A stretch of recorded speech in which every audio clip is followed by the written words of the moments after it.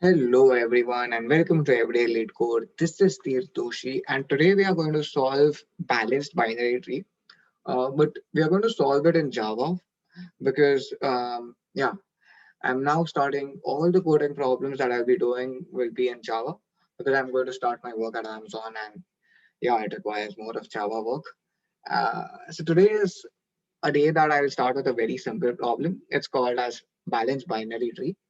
What you need to do is basically check if a binary tree is balanced or not. Now, you need to define what a balanced binary tree is first. Any binary tree where the left subtree's height is lesser than one, the difference between the left subtree's height and the right subtree's height is lesser than equal to one is a balanced binary tree. For a balanced binary tree, that there are two conditions that we need to check.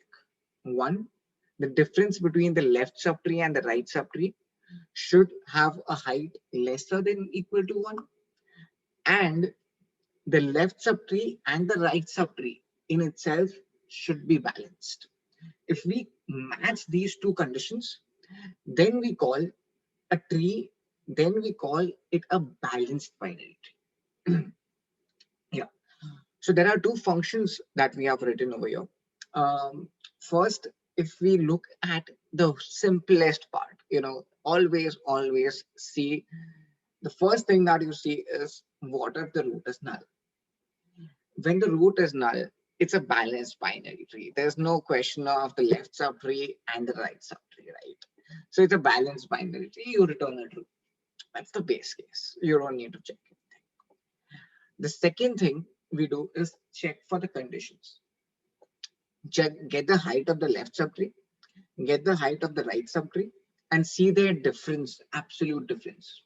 If it happens to be greater than 1, you return a false. If it is lesser than equal to 1, then you check if the left subtree and the right subtree are itself balanced or not. So that's what these two lines are doing. It's just checking the height of the left subtree, the height of the right subtree, and seeing their difference. After seeing their difference, we just check if the left subtree is balanced and the right subtree is balanced. Both of them are balanced or not. If any one of them is not balanced, then you return a false. And the height function is one of the most common functions when it comes to lead coding. So whenever you want to calculate the height of a tree, if the root happens to be equal to null, you return a 0. If and the height of the tree would always be the maximum of the height of the left tree the, and the right tree. Take the maximum of that, add 1 to it, because that's your root. So that's it. So what will happen, I'll tell you what happens here.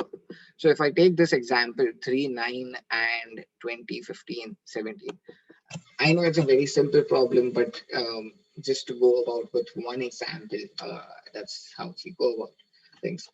We'll call for height of 3. Then 3 will call its left, so height of 9. Then it will call its left. 9 left is null, so height of null. This will return me a 0. So 0 is coming back to height of 9. So this statement match.max, it is 0 comma 0 plus 1. So it's 1 over here. So if you look at 9 and it's subtree from 9, it's the height is 1. So height what you get is 1. You return back this particular height to 3. So the left subtree's height is 1, and 3 will call the right subtree, which is 20. So height of 20. A height of 20 is recursively solved. It's going to height of 15 first, and then height of null. Height of null will give me a 0. Height of 15 will give me 1, and I return back the 1 to 20. So in the 20 function where 20 is the root. The left subtree's height is 1. The right subtree's height is 1. The maximum of that would be a 1. Added 1 to it, so you have a 2. And then you come back to the height of 3 function, where you were at the line number max.max. The left subtree's height is 1. The right subtree height is 2, so maximum of that is 2, and it's added 1, so height of 3 would be equal to 3. You get 3 over here. So that's how the height function is working, and you should always remember the height function. It's a no-brainer. It's used a lot of times in trees. So yeah. So height function is done, the balanced function is done. You understand that the left subtree has to be balanced and the right subtree. Both of them have to be balanced also for it to be a balanced binary tree.